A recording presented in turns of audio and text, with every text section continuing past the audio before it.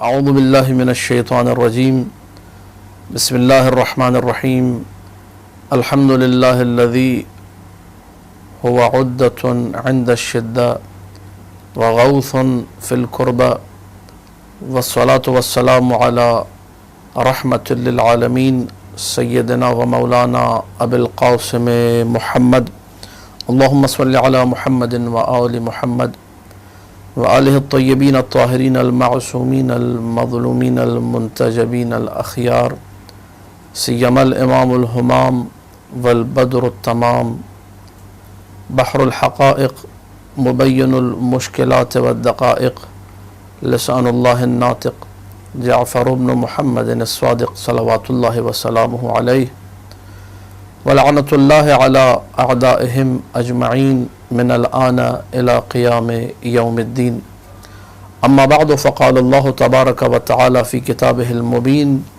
بسم اللہ الرحمن الرحیم وسیعلم الذین ظلموا ای منقلب ینقلبون۔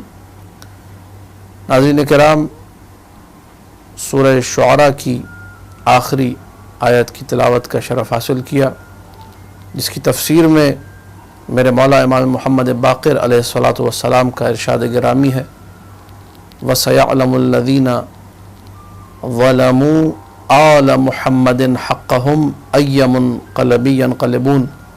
ان قریب وہ لوگ جان لیں گے کہ جنہوں نے آل محمد کے حق پر ظلم کیا، ان کے حق کو غصب کیا، کہ ان کا کیا ٹھکانہ ہے۔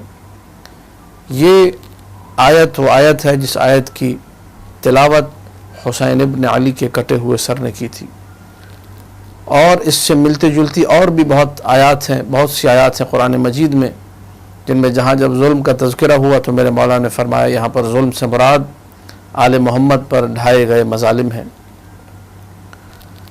رسول اکرم کے بعد کا جو زمانہ ہے، مخصوصاً اس زمانے کو جب دیکھا جائے، چاہے تیم و عدی کی حکومت ہو یا بنو امیہ کے پہلے خلیفہ عثمان ابن عفان کے زمانے سے لے کر آخری خلیفہ مروان حمار تک کا زمانہ، یا بنی عباس کے پہلے خلیفہ ابو العباس صفاح کے زمانے سے لے کر آخری خلیفہ عبداللہ المستعصم باللہ کے زمانے تک، جتنے خلفاء بنو امیہ اور بنو عباس رہے، ان سے پہلے کے جو خلفاء رہے، کسی نے کوئی کسر نہ چھوڑی آل محمد پر ظلم ڈھانے کی، آل محمد کو ایذا پہنچانے میں، آل محمد کو اذیت پہنچانے میں کوئی کسر نہ چھوڑی، جتنی اذیت دے سکتے تھے انہوں نے دی۔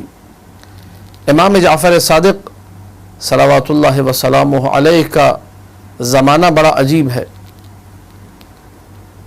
83 ہجری 17 ربیع الاول جمعہ کا دن فجر صادق کے وقت امام صادق صلوات اللہ وسلامہ علیہ کی ولادت نورانیہ ہوئی، اور 148 ہجری شوال کا مہینہ، اب مورخین میں اختلاف ہے کہ 15 شوال یا 25 شوال، دونوں تواریخ شیعیان حیدر قرار مناتے ہیں اور منانی چاہیے۔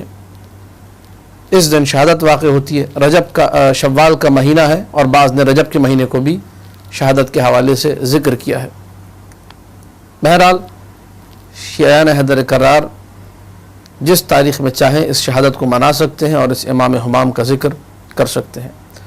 عرض خدمت یہ ہے کہ امام علیہ السلام کی جب حیات طیبہ کا مشاہدہ کرتے ہیں، اپنی زندگی کے ابتدائی 12 سال، کم سنی کے وہ 12 سال جو اپنے جد امجد امام زین العابدین علیہ السلام کے ساتھ گزارے، اس کے بعد 19 سال اپنے والد ماجد امام محمد باقر علیہ الصلاۃ والسلام کے ساتھ گزارے، پھر 34 سال کا اپنا عرصہ امامت۔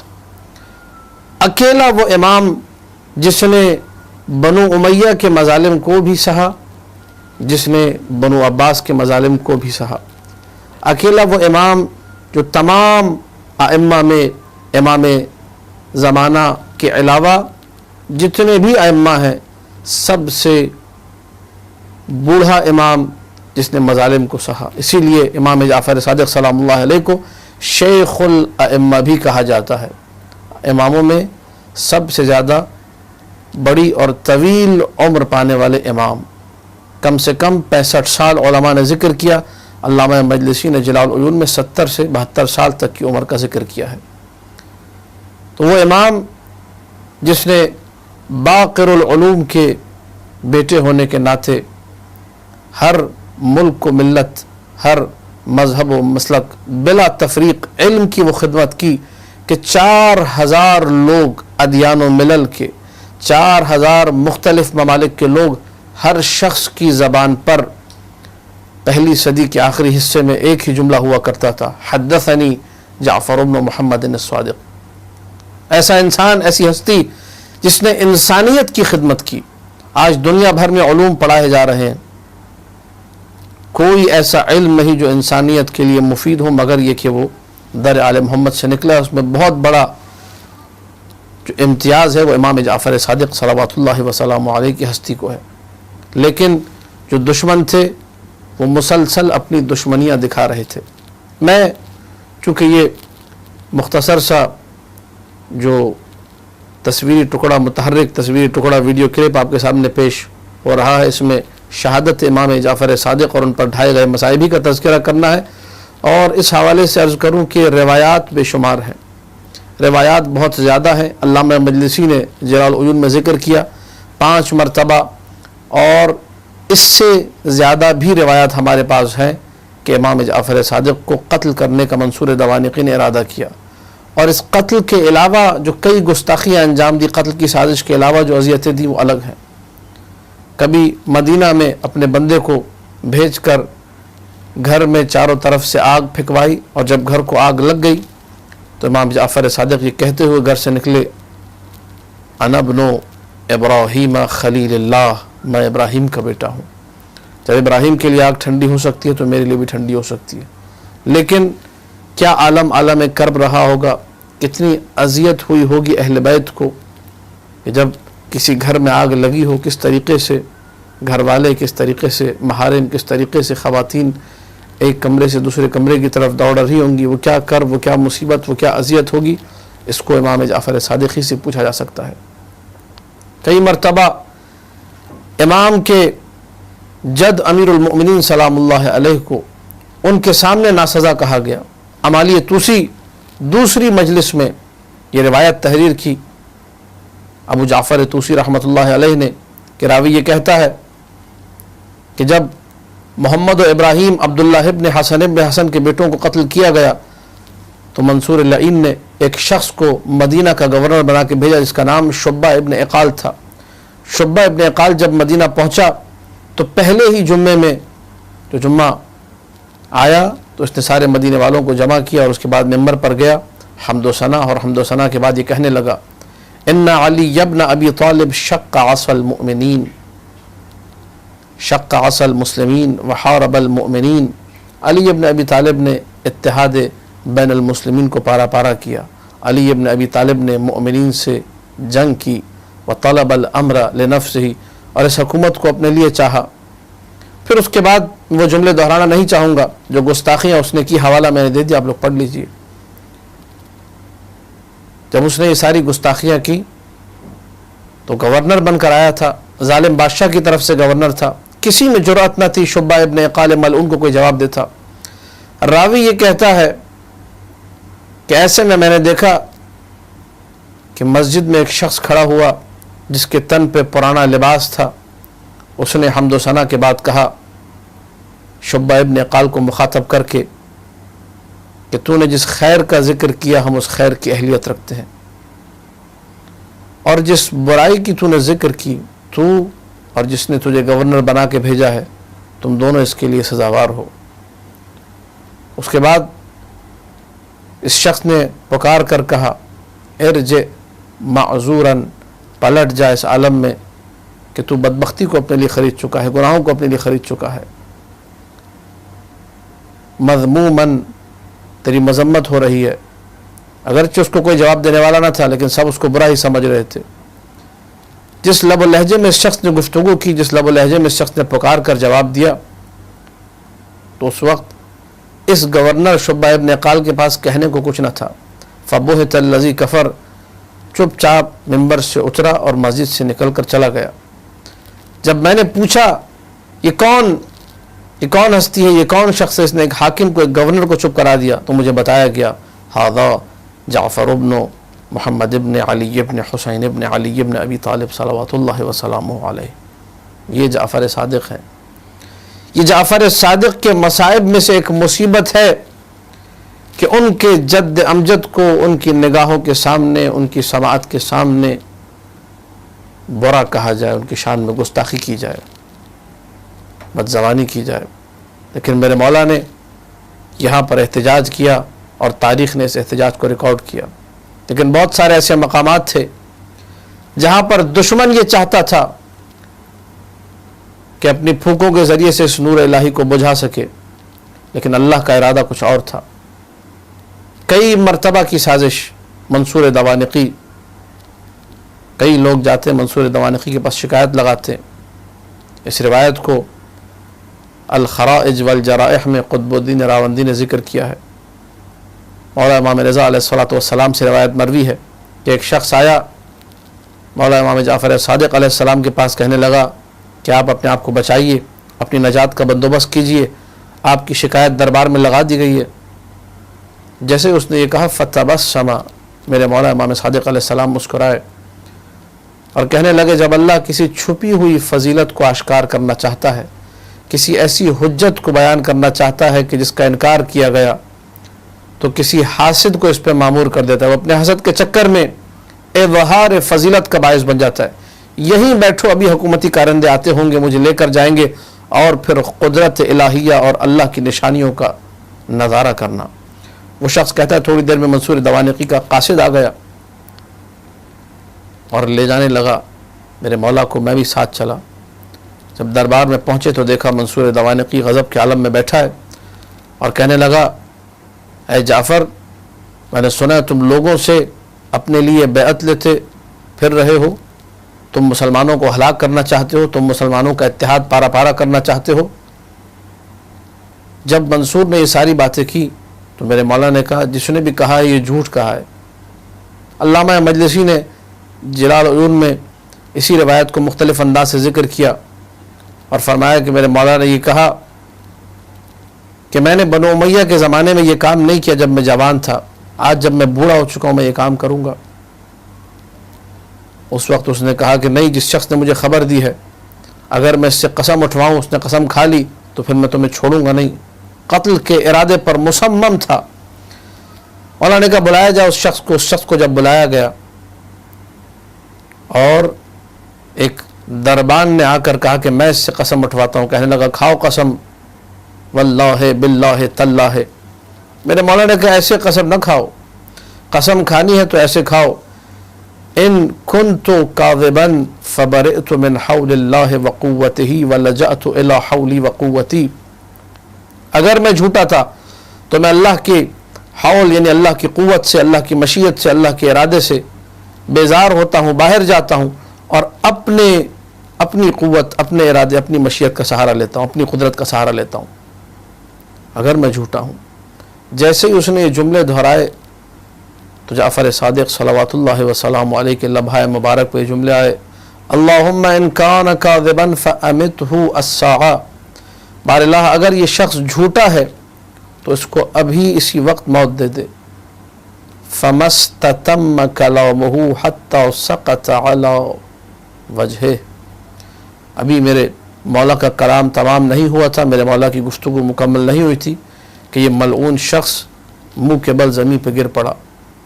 اور ایک روایت کے مطابق جس طرح کتے کی زبان باہر نکلی ہوئی ہوتی ہے, اس شخص کی زبان باہر نکلی ہوئی تھی.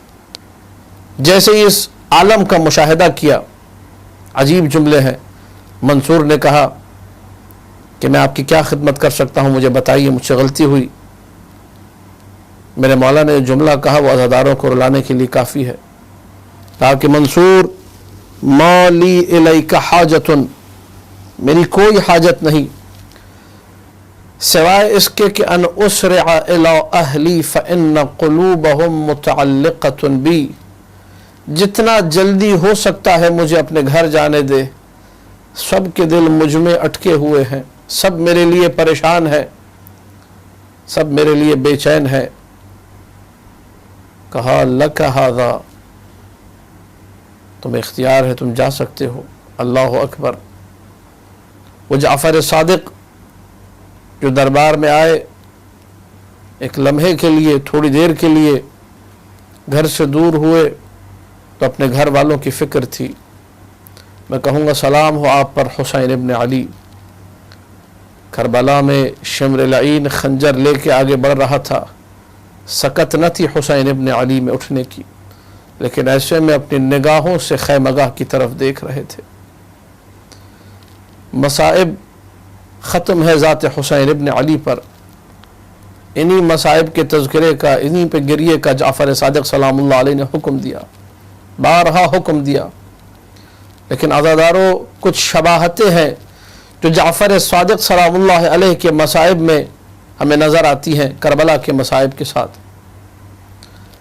فضل ابن ربی کو ایک دن منصور نے یہ حکم دیا، اسی وقت کسی بھی طور پر، کسی بھی حالت میں جعفر صادق کو پیش کیا جائے۔ فضل ابن ربی کا بیٹا محمد یہ کہتا ہے کہ میرا باپ گھر آیا اور اس نے مجھے طلب کیا، میں سب سے زیادہ بے باک، سب سے زیادہ سنگ دل تھا۔ کہا کہ جاؤ اسی وقت جعفر صادق کو جس بھی حالت میں ہو لے کر آؤ، خبردار دروازے سے نہ جانا، دیوار پھلانگ کر گھر میں گھسنا ہے، اور جس عالم میں ہو اسی عالم میں لے کر آنا۔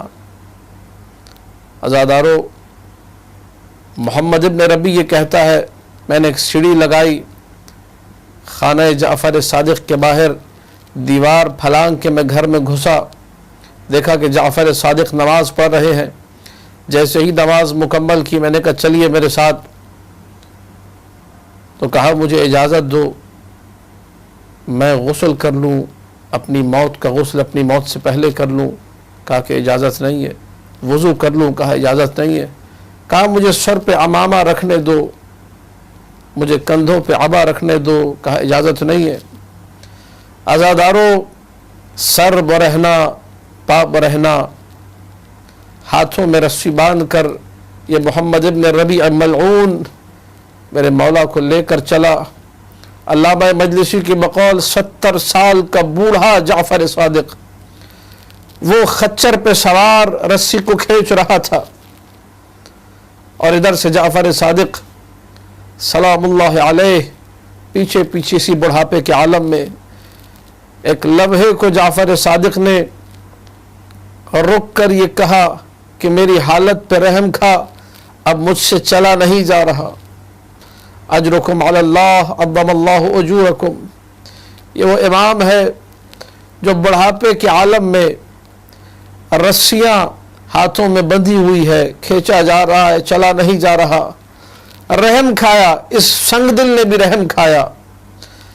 میں کہوں گا بڑی شباہتیں ہیں کربلا کے ساتھ، عزاداروں کے ذہن منتقل ہو چکے ہوں گے، لیکن ایک ایسا بھی امام نظر آتا ہے تو چل نہیں رہا تھا، صرف اسے دھوپ میں اتنا کھڑا رکھا گیا کہ وہ سائے کی تمنا کرتا رہا، مجھے سائے میں جانے دیا جائے۔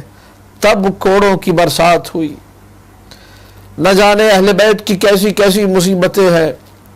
ادھر دربار لے جایا گیا، دربار میں جعفر صادق پہنچے، منصور دوانقی ملعون نے تلوار نکالی نیام سے، ایک بالش کے برابر، پھر تھوڑا نرم ہوا، پھر غیظ و غضب میں آ کے تھوڑی اور تلوار نکالی، پھر کچھ نرمی طاری ہوئی، پھر تیسری مرتبہ جعفر صادق کی شان میں گستاخی کی، پھر تلوار نکالنا چاہی، پھر اس کے بعد گھر کی طرف انعام و اکرام کے ساتھ روانہ کر دیا۔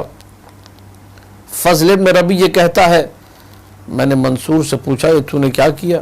بلایا تھا قتل کرنے کے لیے، اور جب جعفر صادق آئے میں نے دیکھا تو نے تلوار نکالی قتل کرنے کے لیے، پھر رک گیا، پھر تھوڑی سی تلوار نیام سے نکالی، پھر رک گیا، پھر تیسری مرتبہ پوری تلوار نکال لی، پھر رک گیا۔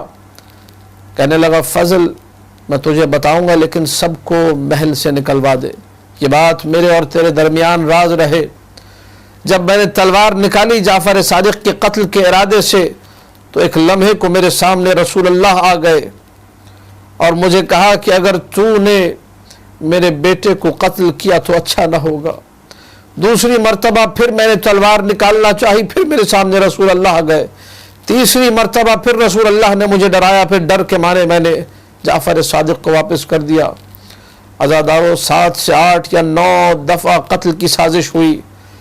آخر میں جب وقت آیا، جب رضا بقضائہ و تسلیما لامرہ کی منزل آئی، انگوروں اور اناروں میں زہر ڈلوا کے ملعون منصور دوانقی نے بھجوایا۔ میرے مولا نے جب یہ زہر کھایا، یجود بنفسہ، تڑپ رہا تھا میرا مولا، ویتقیع، الٹیاں ہو رہی تھی، اخضر لونہ، جسم پورا ہری رنگت اختیار کر چکا تھا، جگر کے ٹکڑے ایک ایک کر کے مولا اگل رہے تھے۔ نہ جانے موسیٰ کاظم نے کیسے دیکھا ہوگا، لیکن یہ آل محمد کے لیے نیا نہ تھا۔ مولا حسن مجتبیٰ نے بھی اسی عالم میں اپنی زندگی کو ختم کیا تھا، اپنی زندگی کو تمام کیا تھا کہ زہر کے نتیجے میں جگر کے ٹکڑے کٹ کٹ کے گر رہے تھے۔ عزاداروں، کچھ ہی وقت گزرا، شوال کی 25 تاریخ 148 ہجری، یہ وہ عجیب دن تھا جب مدینے میں زلزلہ برپا ہوا۔ مدینے والوں کو اطلاع ملی کہ جعفر صادق اب اس دنیا میں نہ رہے۔ انا للہ و انا الیہ راجعون۔ وفیات الائمہ میں بحرانی صاحب نے یہ لکھا، تزعزعت المدینۃ باہلہا، پورے مدینہ میں ایک زلزلہ برپا ہو گیا۔ ساری خواتین، ساری سیدانیاں، سب لوگ اپنے گھروں سے نکلے، وا امامہ وا سیدہ وا جعفرہ، چاروں طرف یہ فلک شگاف نعرے تھے، ہر کوئی جعفر صادق کا غم منا رہا تھا۔ امام موسیٰ کاظم صلوات اللہ وسلام علیہ وا ابتاہ کے نعرے بلند کر رہے تھے۔ عزاداروں، لوگوں نے دیکھا موسیٰ کاظم رو رہے ہیں، لوگوں نے دیکھا اس کرب کے عالم میں میرے مولا نے جعفر صادق سلام اللہ علیہ کو غسل دیا، کفن پہنایا، ایک عظیم الشان جنازہ برپا ہوا۔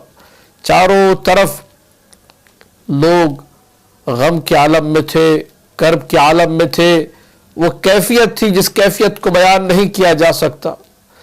جب جنازہ لے جایا گیا تو بقیع میں اپنے جد کے ساتھ، اپنے بابا کے ساتھ جعفر صادق کو مدفون کیا گیا۔ ہزاروں لوگوں نے شرکت کی اس جنازے میں، چاروں طرف غم غصے کی ایک لہر دوڑی ہوئی تھی، چاروں طرف ایک کرب کا عالم تھا۔ میں کہوں گا میرے مولا، آپ کا جنازہ اٹھا، بڑی شان سے اٹھا، چاروں طرف لوگوں نے تابوت کو کندھا دیا، چاروں طرف لوگوں نے موسیٰ کاظم کو پرسا دیا، لیکن ایک وہ بھی جنازہ تھا جو کربلا میں لاشے کی صورت میں پڑا ہوا تھا سرزمین کربلا پہ۔ کوئی جنازے کو اٹھانے والا نہ تھا، کوئی غسل و کفن دینے والا نہ تھا۔ ارے جو بچے تھے، جو لاوارث تھے، جن کا اب کوئی وارث نہ تھا سوائے خدا کے، ان کو کوئی پرسا دینے والا نہ تھا۔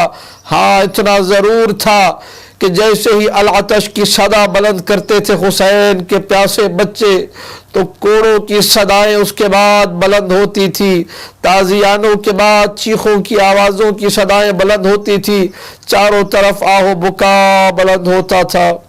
الا لعنۃ اللہ علی القوم الظالمین وسیعلم الذین ظلموا آل محمد ای منقلب ینقلبون۔